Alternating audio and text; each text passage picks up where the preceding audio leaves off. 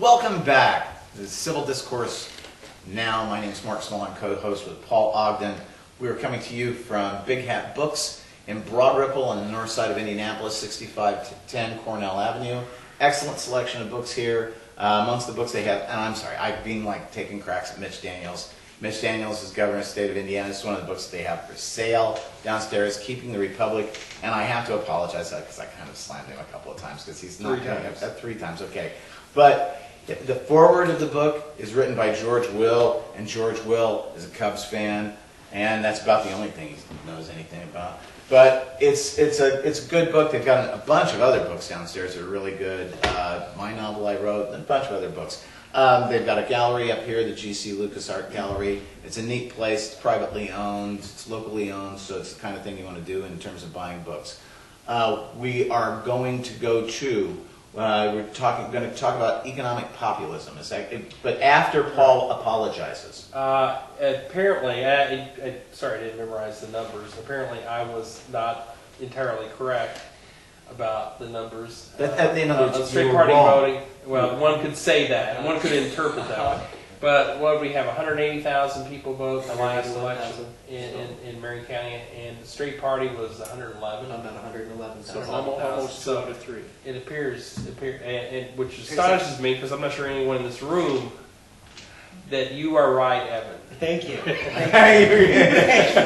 what I wanted to hear. You can put that on your phone. I will. It's good that you're right about something today. Which I want for a ringtone. You were right. I want to get them like a mix, like a mashup. Yeah, I'm sure. I agree with the socialist. Evan, you were right. I agree with the socialist. Evan, you were right. And put it to a little beat. Yeah.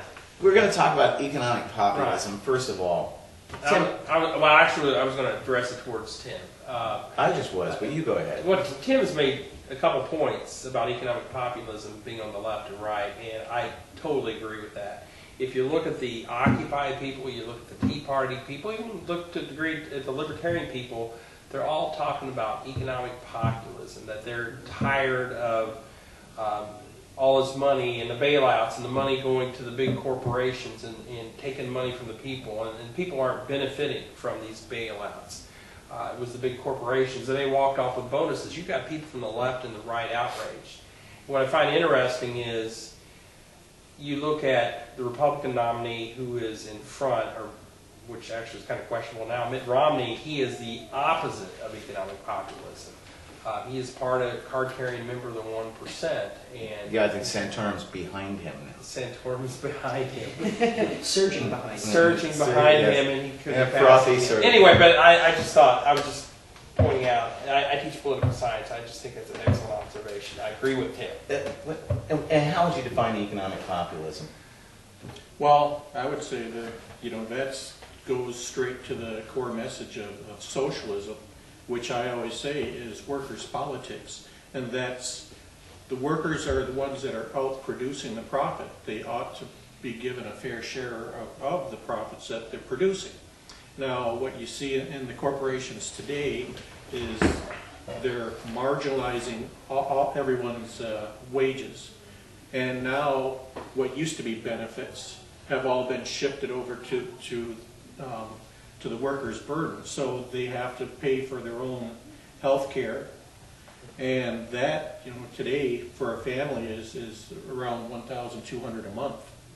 So if they're having to put out the money for the health care, where's the money that they're supposed to be putting into now their own retirement fund?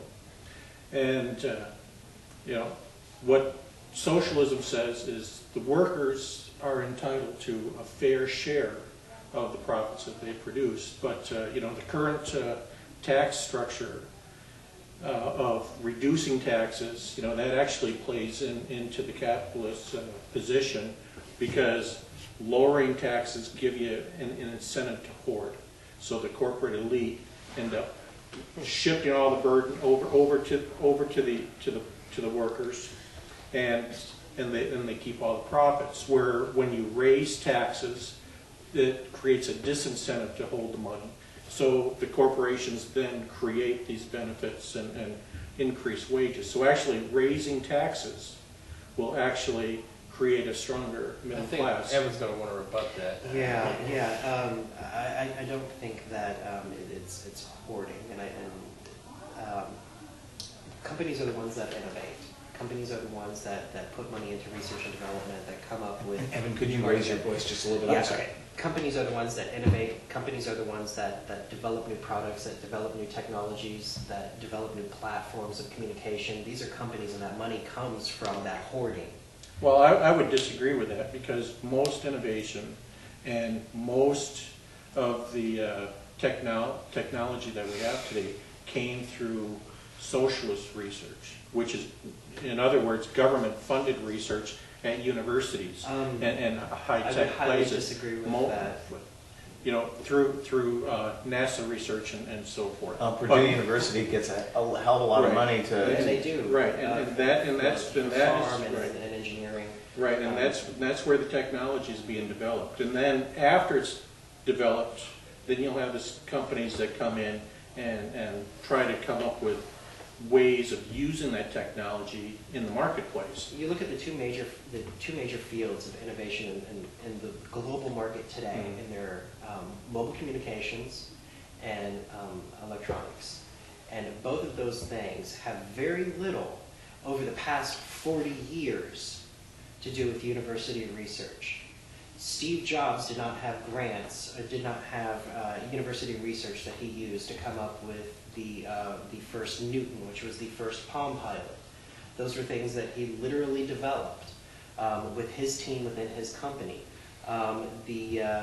The first PC built by Bill Gates. Now, yes, is it true that the semiconductors were first developed in university labs? Yes, in the 1950s. No, and later, though, those engineers that were working on those teams were more important than the individuals. We seem to view individuals as establishing something. Right. Like we view the revolution of the United States as being, well, you know, Patrick Henry gave a speech and Paul Revere rode a horse. Right. Actually, it was a rebellion. It was a lot of people doing a lot of things. And that research, those people that developed those ideas as teams, a lot of them got scholarships paid for by the government to do those things. Whereas you take that money and you give it to the wealthy people on really good tax breaks, or you give it to people because you're giving benefits through whatever aid.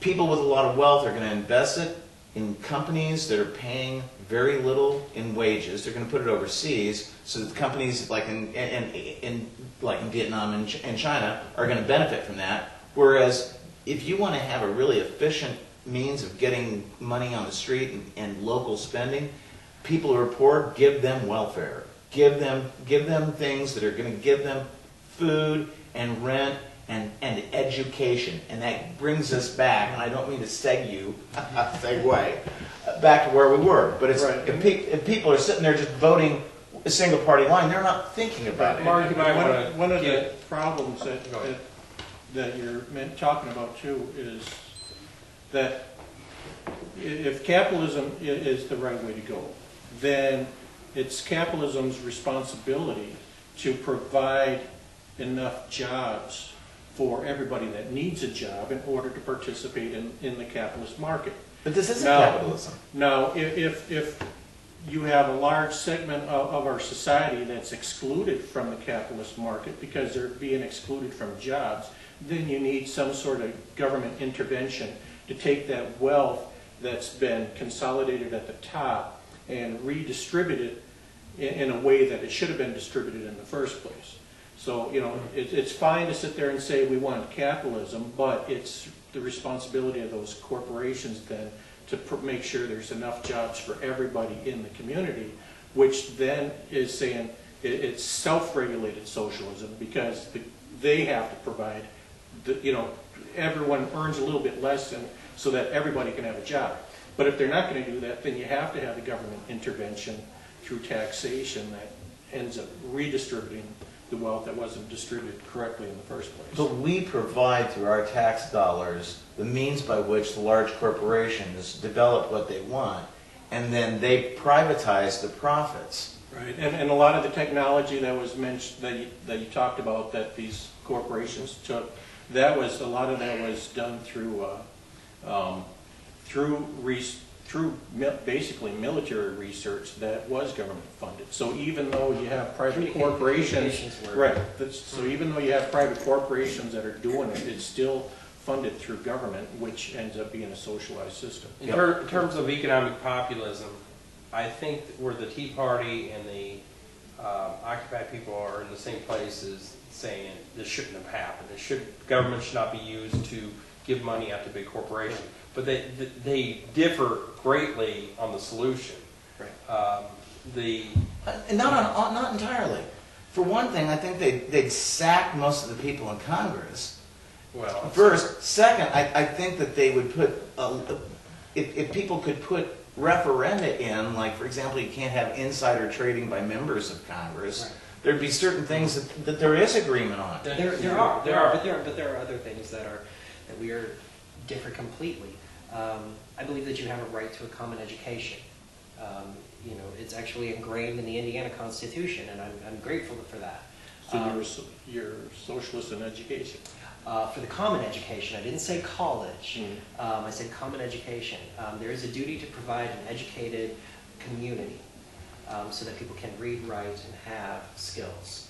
That doesn't mean that you should be able to be paid to go study Spanish anthropology, which a friend of mine is doing right now. And I asked him, what do you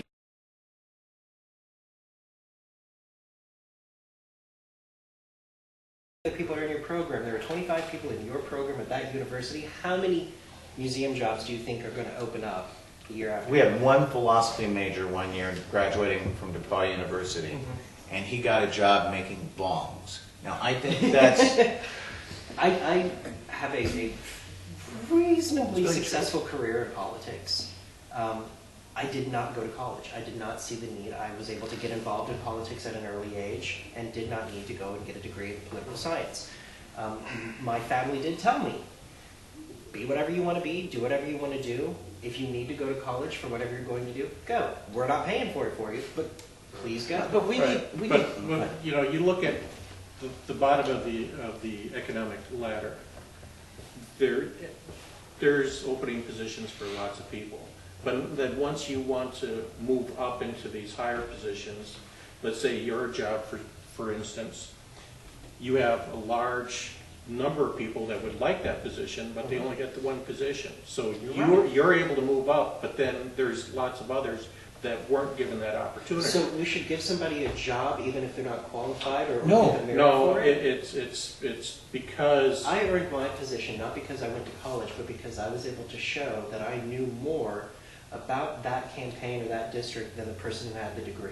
But but there's other I was able people. to provide There's other better people service. that have the same knowledge that you have that weren't given the opportunity to have that position because whether they don't know the person that was hiring or whatever, for some reason somebody from on top looked down and picked you and gave you that opportunity to rise up. And everybody else was excluded. if we've got a kid who's really poor but really smart who wants to be a doctor, and we need medical doctors as much as I don't like the medical profession, but if we've got somebody, our society should be willing and able to pay for that kid's education as far as that kid can go. Right. And that's my view of education. I came from a home that made less than $15,000 a year raising 2 children as a single parent.